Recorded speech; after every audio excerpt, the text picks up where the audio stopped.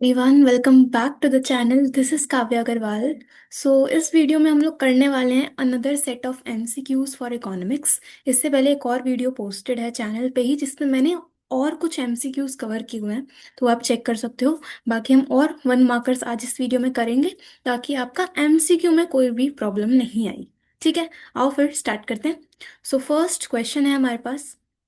First question given है, consider the following statements about portfolio investments in India and choose the correct alternative. सबसे पहले तो portfolio investment होता क्या है ये समझ लेते हैं। तो पोर्टफोलियो इन्वेस्टमेंट का मतलब है कि जब भी आप किसी कंपनी के कुछ शेयर्स में इन्वेस्टमेंट करते हो, मतलब आप जितने शेयर्स होल्ड करोगे आप उतने ही परसेंट ओनर माने जाओगे उस कंपनी के। ठीक है, तो जिसको हम बोलते हैं पोर्टफोलियो इन्वेस्टमेंट। राइट, तो अब इसमें कौन सा ऑप्शन करेक्ट है वो हमें बताना है। तो पहला ऑप्शन है investment by a foreign company to start it subsidiary company in India. तो इस चीज की तो बात ही नहीं होती, तो this option is not right. दूसरा है investment by a foreign company to acquire some company in India. एक फॉरेन कंपनी में इंडिया की किसी कंपनी में इन्वेस्टमेंट करा है एक्वायर करने के लिए, तो ये स्टेटमेंट भी गलत है। ठीक है, अगर आप एक कंपनी एक्वायर करना चाहते हो तो वो एफडीआई, फॉरेन डायरेक्ट इन्वेस्टमेंट का पार्ट होता है। ठीक है, a foreign investor buying shares in Indian markets, तो ये सही है कि आप इंडियन मार्केट्स में शेयर्स बाय कर रहे हो, तो पोर्टफोलियो इन्वेस्टमेंट इसी को कहते हैं। और फोर्थ क्या गिवन है, foreign investor buying goods in Indian market, तो गुड्स की तो बात ही नहीं होती, हम इन्वेस्टमेंट की बात कर रहे हैं। तो option C is the only correct. ठीक है, okay, done. Next question second है हमारे पास। Reserve Bank of India keeps a certain percentage of deposits as reserve to avoid too much lending to people to public. मतलब क्या है कि RBI कुछ अमाउंट ऑफ रिजर्व्स बना के चलता है ताकि पब्लिक में लेंडिंग को कम किया जा सके। तो बिल्कुल ठीक बात है, अगर हम रिजर्व्स बनाएंगे तो लोन कम जाएंगे पब्लिक में, तो स्टेटमेंट वन एकदम सही है। दूसरा है reserve deposit ratio act as a deterrence to the amount of credit created by commercial bank. Deterrence का मतलब है एक तरह से रोक लगाना, ठीक है, लिमिट लगाना। तो जो रिजर्व रेशो होती है उससे क्रेडिट क्रिएशन थोड़ा बहुत रुक सकता है, कम हो सकता है। तो ये भी सही है, दोनों ही स्टेटमेंट एकदम करेक्ट है। Okay, done. नेक्स्ट क्वेश्चन आपको बताना है which is not a valid statement in the context of industrial policy resolution. IPR policy के टर्म्स में कौन सा स्टेटमेंट करेक्ट नहीं है वो बताना है। देखो, इसमें लिखा है goods produced by small scale industries were D reserved, तो ये स्टेटमेंट ही अनवैलिड है, इनवैलिड है। ठीक है, this is the right answer, क्योंकि आईपीआर के अंडर क्या हुआ था कि स्मॉल स्केल इंडस्ट्रीज के लिए कुछ गुड्स रिजर्व कर दिए थे। ठीक है, डी रिजर्वेशन तो एलपीजी पॉलिसी में हुआ था, तो D is the right answer. Okay, बाकी जो तीन ऑप्शंस हैं वो आप रीड कर सकते हो, उसमें हमने यही लिखा है कि आईपीआर पॉलिसी से रिलेटेड ही चीजें हैं। ओके, ठीक है। Then next assertion reason question है। असर्शन है after independence there was an expansion in farm and non farm output, income and employment. तो सही चीज़ है कि इंडिपेंडेंस के बाद इंडिया में फार्म और नॉन फार्म एक्टिविटीज इंक्रीज हुई थी। रीजन लिखा है कि rural banking has helped farmers to avail benefits of credit facilities for meeting their needs, कि rural banking has helped farmers to avail benefits of credit facilities for meeting their needs. तो reason भी बिल्कुल सही है कि banking system rural areas में develop हुआ था जिससे क्रेडिट नीड्स फुलफिल हो पा रही थी, और इसी की वजह से फार्म और नॉन फार्म एरिया एक्सपेंड हुआ था। तो असर्शन भी सही है, रीजन भी सही है, और करेक्ट एक्सप्लेनेशन भी है। Option A will be the right answer. ठीक है, okay. Then identify the incorrect statement, हमें इनकरेक्ट स्टेटमेंट बताना है। तो सबसे पहला पॉइंट लिखा है human capital represent enhanced labour productivity. सही है, ह्यूमन कैपिटल से लेबर प्रोडक्टिविटी इंक्रीज होती है। Okay, investment in human capital enhances efficiency and skills implying economic growth, तो ये स्टेटमेंट भी सही बात है। तीसरा लिखा है human capital is separable from its owner. देखो, ह्यूमन कैपिटल जो है ना वो इनसेपरेबल होता है, मतलब आप उसे ओनर से सेपरेट नहीं कर सकते।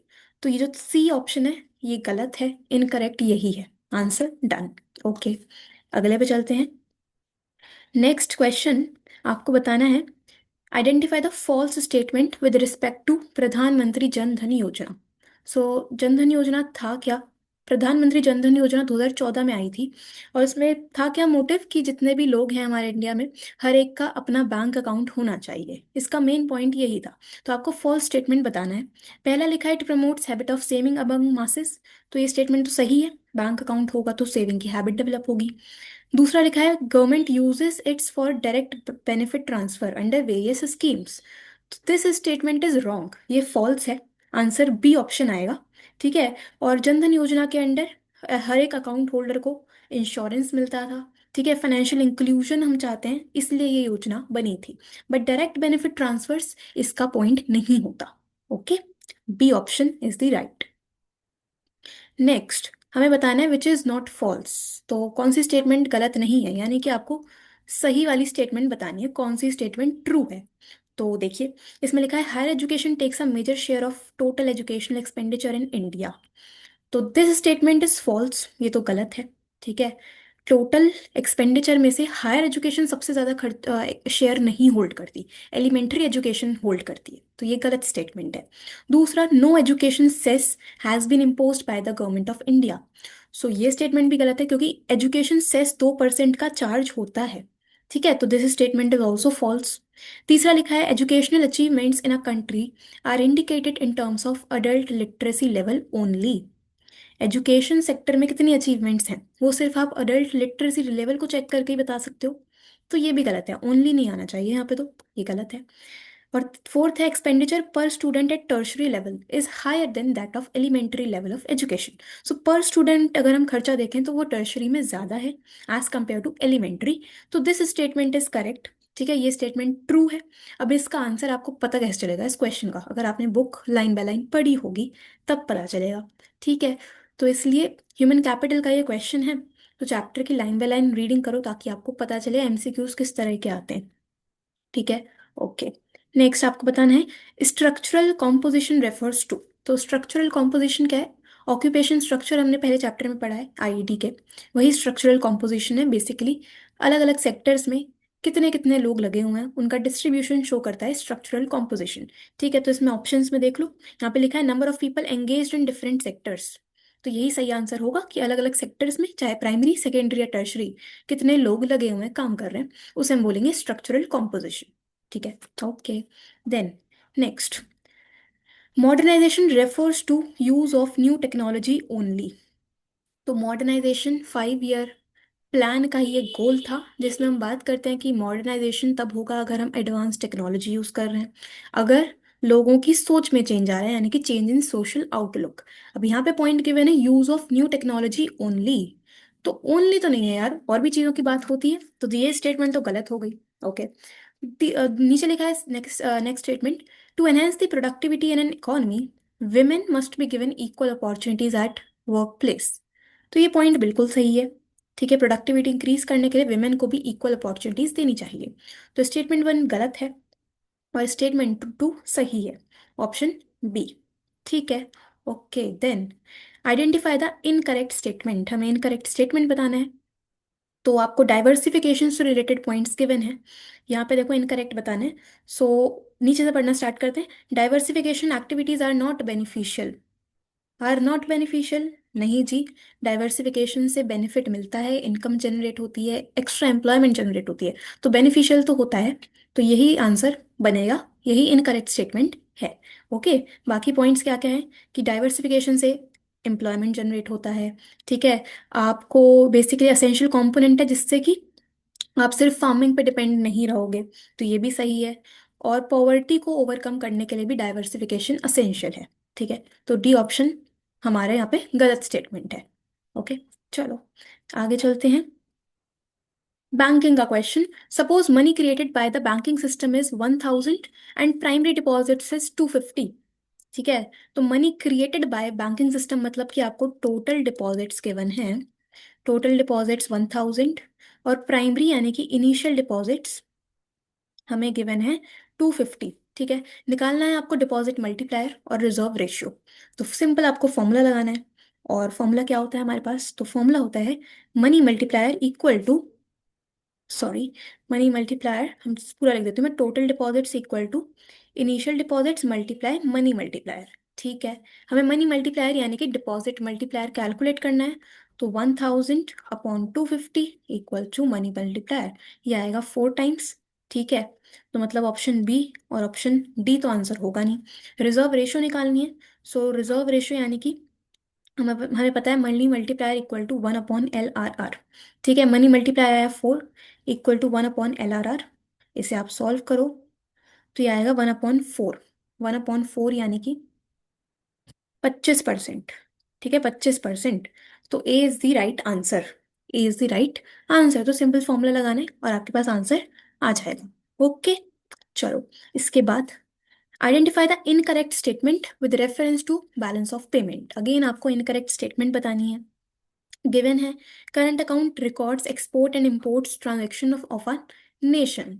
तो ये स्टेटमेंट तो सही है कि करंट अकाउंट में एक्सपोर्ट और इंपोर्ट्स आते हैं। Okay, export of machinery is recorded in capital account. This point is incorrect. Machinery यानी कि विजिबल्स का एक्सपोर्ट तो करंट अकाउंट में आता है। करंट अकाउंट में आता है। कितनी गलतियां करते हैं ना ये लोग। तो यही हमारी इनकरेक्ट स्टेटमेंट हो गई और आंसर भी आपका ऑप्शन बी बनेगा। ठीक है, चलो simple. Then question 38 as per this paper हम चलते हैं। असर्शन क्या है? असर्शन है in developing countries growth of human capital has been faster than growth of per capita real income. So developing countries जैसे कि इंडिया में ह्यूमन कैपिटल की ग्रोथ ज़्यादा होती है एज कंपेयर टू पर कैपिटल रियल इनकम। तो सही बात है। ठीक है, क्योंकि पॉपुलेशन इतनी ज़्यादा है तो पर कैपिटा इनकम तो थोड़ी कम ही रहती है। ठीक है, तो असर्शन तो सही है। रीज़न है empirical evidence to prove that increase in human capital causes economic growth is rather nebulous. अब इतने भारी शब्दों का इन्होंने यूज करा है। सबसे पहले नेब्यूलस का मतलब आपको जानना पड़ेगा। नेब्यूलस का मतलब होता है अनक्लियर।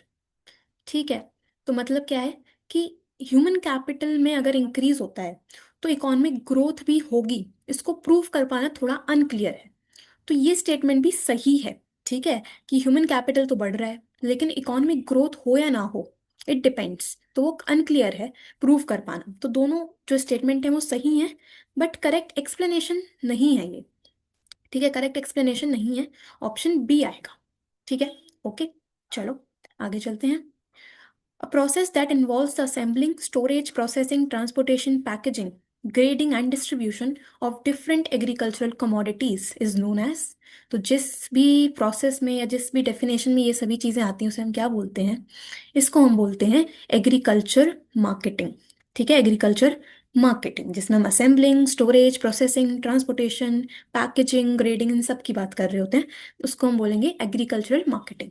ठीक है, बहुत सिंपल। इसके बाद आगे चलेंगे।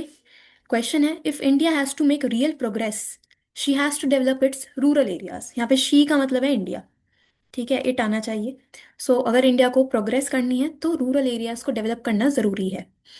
Which of the statement is incorrect? हमें इनकरेक्ट बताना है अगेन। तो देखो, डी ऑप्शन से पढ़ते हैं। Majority of rural people have access to basic necessities of life. यही इनकरेक्ट स्टेटमेंट दिख रही है मुझे तो, कि जो मेजॉरिटी रूरल पीपल हैं उनके पास बेसिक नेसेसिटीज भी नहीं है। ठीक है, और इसमें लिखा क्या है कि दे हैव द एक्सेस। तो this is the wrong statement. ठीक है, ओके, तो आंसर इसका यही बन जाएगा, सिंपल है। ओके, अगला assertion reason. Notes and coins are the only source of money supply in the economy. Notes और कॉइन्स ही सिर्फ मनी सप्लाई का सोर्स है क्या? ओनली पे फोकस करो, नहीं जी, डिपॉजिट्स की भी बात होती है। ठीक है, तो असर्शन तो गलत है। तो हमारा डी ऑप्शन बनना चाहिए। और रीजन क्या गिवन है? Demand deposits with commercial bank is also a component of money supply. तो reason is correct, assertion is false.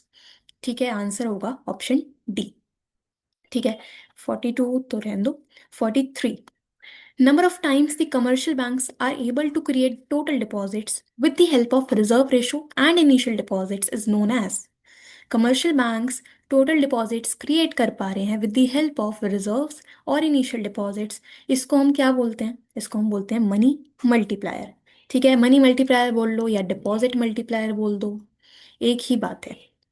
Okay, ठीक है, चलो देन आगे चलते हैं।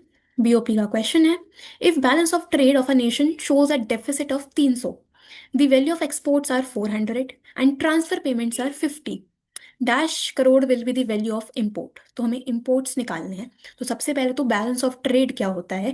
बैलेंस ऑफ ट्रेड होता है, बीओटी का मतलब होता है कि अगर हम एक्सपोर्ट ऑफ विजिबल्स में से इंपोर्ट ऑफ विजिबल्स माइनस कर दें तो हमारे पास बैलेंस ऑफ ट्रेड आ जाएगा। और बैलेंस ऑफ ट्रेड में हमें डेफिसिट शो हो रहा है, तो इसका मतलब क्या है कि बीओटी में जो डेफिसिट है वो कब होगा? जब इंपोर्ट्स ज्यादा होंगे, एक्सपोर्ट कम होंगे। सो इंपोर्ट माइनस एक्सपोर्ट कर लेते हैं, ठीक है। या आप सिंपल रखो, छोड़ो ऐसे, कंफ्यूज हो जाओगे नहीं तो। इसको हम और सिंपल कर देते हैं। देखो, सबसे पहले हम यहाँ पे डालते हैं बीओटी डेफिसिट, ठीक है। और बीओटी का फॉर्मूला होता है एक्सपोर्ट माइनस इंपोर्ट, ठीक है।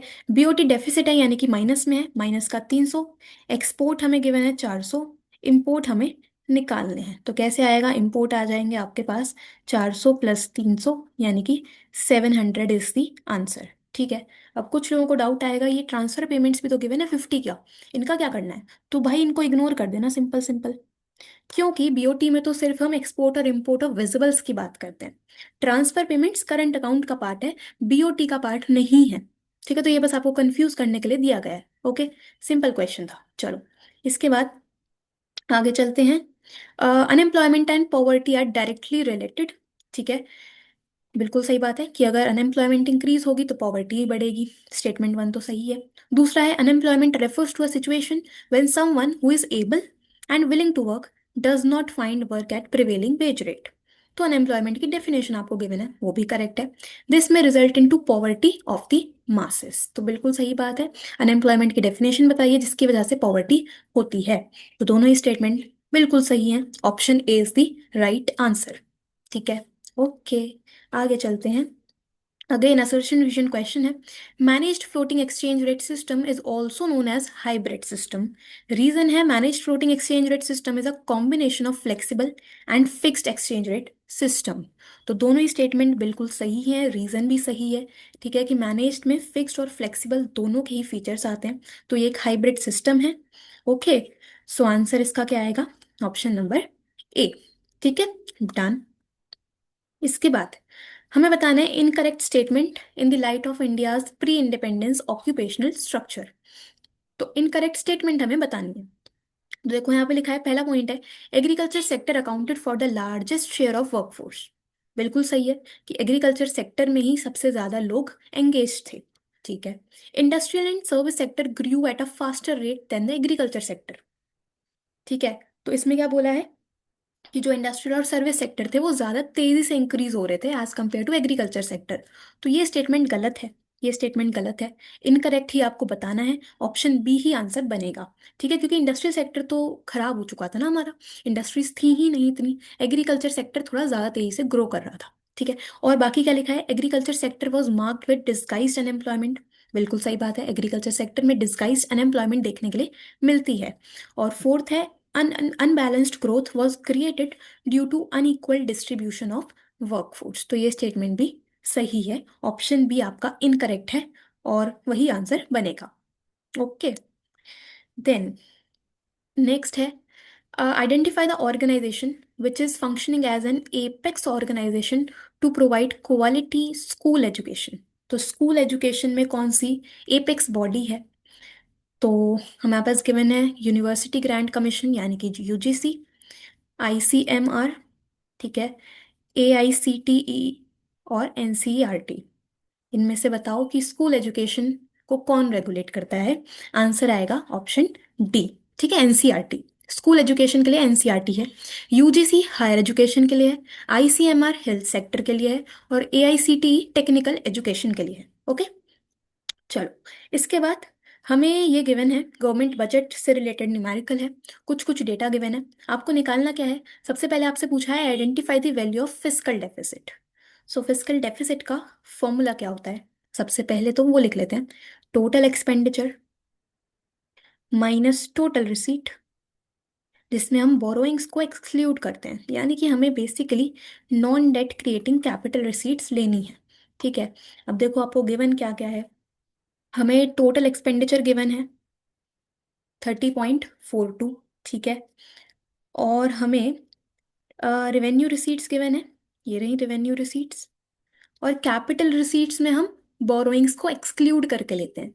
तो इसमें आपको गिवन क्या है, नॉन डेट कैपिटल रिसीट्स, तो आपको already excluding borrowings capital receipts given है। ठीक है, कैपिटल रिसीट्स नॉन डेट यानी कि जिसमें डेट नहीं है, बोरोइंग्स नहीं है, तो वो ऑलरेडी गिवन है। तो बस हमें क्या करना है, 30.42, ये तो टोटल एक्सपेंडिचर हो गया, इसमें से टोटल रिसीट्स को माइनस कर दो, यानी कि 20.21 और 2.25, तो ये माइनस होगा और आंसर कितना आएगा वो कैलकुलेट करो और चेक करते हैं। 30.42 माइनस 20.21 माइनस 2.25, ये आएगा 7.96 फिजिकल डेफिसिट। ठीक है, ऑप्शंस में है ये रहा 7.96, ऑप्शन नंबर बी। ठीक है, तो इसमें आपको बहुत सारे कंपोनेंट्स देखो गिवन है, gross tax receipt, net tax receipt, तो इनको इग्नोर मारना है, हमें जो फॉर्मूला पता है बस वो लगा के आंसर निकालना है। ठीक है, इसके बाद नेक्स्ट है, if primary deficit is 0.88, value of interest payment would be. So again primary deficit का फॉर्मूला होता है फिजिकल डेफिसिट माइनस इंटरेस्ट। ठीक है, फिजिकल डेफिसिट हमने निकाला 7.96 और इंटरेस्ट तो हमें कैलकुलेट करना है। प्राइमरी डेफिसिट आपको गिवन है 0.88, तो इसको सॉल्व करो, ये आएगा 7.96 माइनस 0.88, 7.08, ये हो गया इंटरेस्ट की वैल्यू, ऑप्शन नंबर बी। ठीक है, done. Then next, revenue deficit in the government budget is, तो रेवेन्यू डेफिसिट का फॉर्मूला पूछा है, सिंपल है। तो रेवेन्यू डेफिसिट होता है revenue expenditure minus revenue receipts, option D. ठीक है, रेवेन्यू है तो सिर्फ रेवेन्यू कंपोनेंट की ही बात होती है। ओके, इसके बाद which of the following is non tax receipt, tax के अलावा गवर्नमेंट कहाँ कहाँ से इनकम जनरेट कर सकती है, तो gift tax, sales tax, excise duty, ये सभी टैक्स रेवेन्यू का पार्ट है, but dividend is a component of non tax receipt. ठीक है, okay. Then last two questions, expenditure on old age pensions is an example of, अगर government old age pensions पे खर्चा कर रही है तो वो कौन से टाइप का खर्चा होगा, कैपिटल, रेवेन्यू, डेट क्रिएटिंग या एसेट क्रिएशन। सो देखो डेट क्रिएटिंग और एसेट क्रिएशन तो होगा नहीं, आंसर बनेगा रेवेन्यू, क्योंकि ये रेगुलर नेचर का खर्चा है, रेकरिंग है। ठीक है, सो रेवेन्यू एक्सपेंडिचर यहाँ पे आंसर आएगा। Okay, done. Last question, dash are debt creating capital receipt, debt creating capital receipt मतलब वो इनकम गवर्नमेंट की जिससे डेट यानी कि लाइबिलिटी क्रिएट होती है। सो देखो रिकवरी ऑफ लोन नहीं, इससे तो एसेट कम होता है। सेल ऑफ पीएसयूज, इससे भी एसेट कम होगा। बोरोइंग्स फ्रॉम वर्ल्ड बैंक, अगर बोरो करोगे तो लाइबिलिटी क्रिएट होगी, यानी कि डेट क्रिएट हो रहा है, option C is the right answer. ठीक है, ओके, डन। सो ये हमने कुछ और अच्छे एमसीक्यूज करे, अगेन ये बोर्ड का ही पेपर था। ठीक है, तो हमारे एमसीक्यूज यहाँ से कवर हो रहे हैं एंड आई एम होपिंग कि आपकी अच्छी प्रैक्टिस चल रही होगी। बाकी हम लोग और वीडियोस में और क्वेश्चंस करेंगे। अगर आपको कोई भी डाउट आता है किसी भी क्वेश्चन में, बी इट अकाउंट्स, इकोनॉमिक्स और बिजनेस स्टडीज, तो आप वो कमेंट्स में पूछ सकते हो। ठीक है, वीडियो को शेयर ज़रूर कर देना और अच्छे से प्रैक्टिस करो। मिलते हैं नेक्स्ट वीडियो में। Thank you so much.